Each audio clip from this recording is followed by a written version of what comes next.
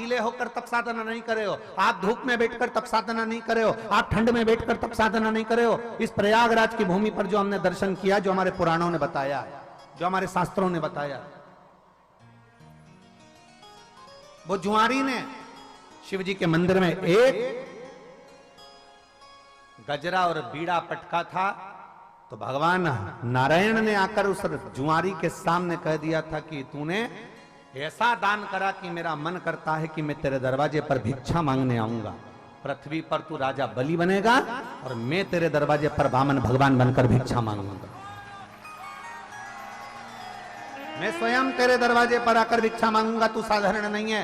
राजा बलि बना दिया, दरवाजे पर भिक्षा मांगने वामन भगवान पहुंच गए।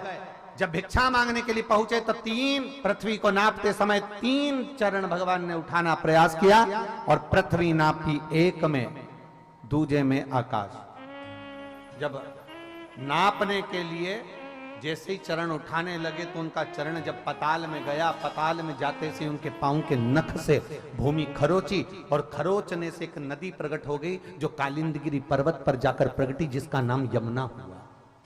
कौन सी नदी थी? यमुना। वो यमुना कालिंदगिरी पर्वत पर प्रकट हो गई, पर यमुना ने सबसे पहले, कालिंदगिरी पर्वत पर प्रकट होने से पहले यमुना सबसे पहले गौलोक धाम में गई और गौलोक धाम में जाकर कालिंदगिरी बाबा को नमन कर कर कहती है मुझे एक बार गौलोक धाम जाना है। तो गौलोक धाम में जाकर तुम करोगी क्या यमुना? यमुना जी कहती है मुझे केवल जिस परमात्मा ने मुझे पृथ्वी पर प्रकट करा, जिस परमात्मा के चरण के नख से मैं प्रकट हुई हूं, उस परमात्मा का मुझे दर्शन करना। यमुना गौलोक धाम? हाँ प्रभु, गौलोक धाम। यमुना जी सीधे गोलोक धाम पर गई तो गोलोक धाम पर जाकर यमुना जी क्या देखती हैं कि मां भगवान कृष्ण राधा जी के संग में विराजमान है। भगवान कृष्ण राधा जी के साथ विराजमान,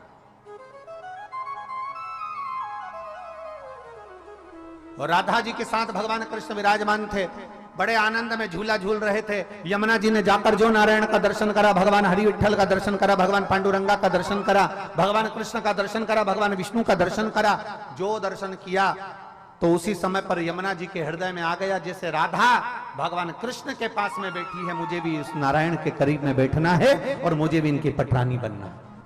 मैं भी पटरानी बनूं, पर पटरानी बनने के लिए कोई सहजता नहीं है, कोई साधारणता नहीं है। शिव महापुराण की कथा कहती है भगवान के करीब में जाने के लिए दुनिया तरसती है, पर भगवान अपने करीब में उसी को बुलाता है जिसको उसे दूसरी बार जन्म नहीं देना होता, अपना बना लेना होता। दुनिया तरसती है। आप जैसे कथा में आए हो ना, ऐसे ढेर, ना जाने कितने लोग विचार करते होंगे हम प्रयागराज की कथा होगी ना, हम जाएंगे, हम पक्का जाएंगे। मालूम पड़ा निकलने वाले थे, बुखार आ गया।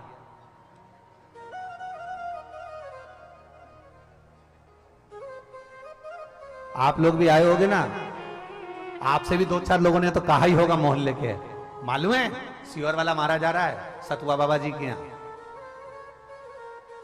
अच्छा, अपन एक काम करेंगे, सब चलेंगे। बोलो बोलो, सही है कि गलत है? सब चलेंगे। ग्रुप बना था 15 लोगों का, आए 5, 10 कहां गए? घर रह गए। घर नहीं रह गए, पूरे बगीचे में इतने सारे फूल लगे होते हैं, आपको क्या पूरे फूल पसंद आते हैं? 2-4 फूल अच्छे पसंद आते हैं, जिसको तुम तोड़ना चाहते हो। उसी तरह मेरे भोले बाबा को जो पसंद आता है उसी को शिव महापुराण की कथा तक बुलाता,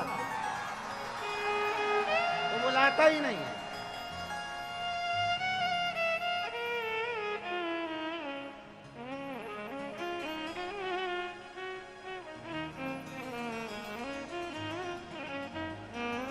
मेरा शंभू बुलाता ही नहीं, बुलाएगा उसी को जो उसको पसंद आए।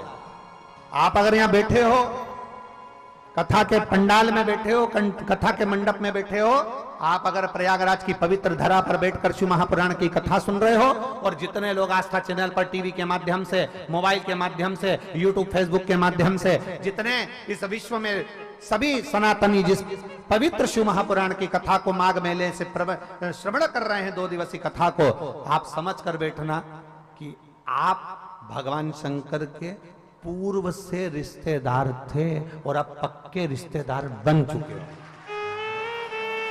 अब पक्के रिश्तेदार, इसलिए सारी समस्या का हल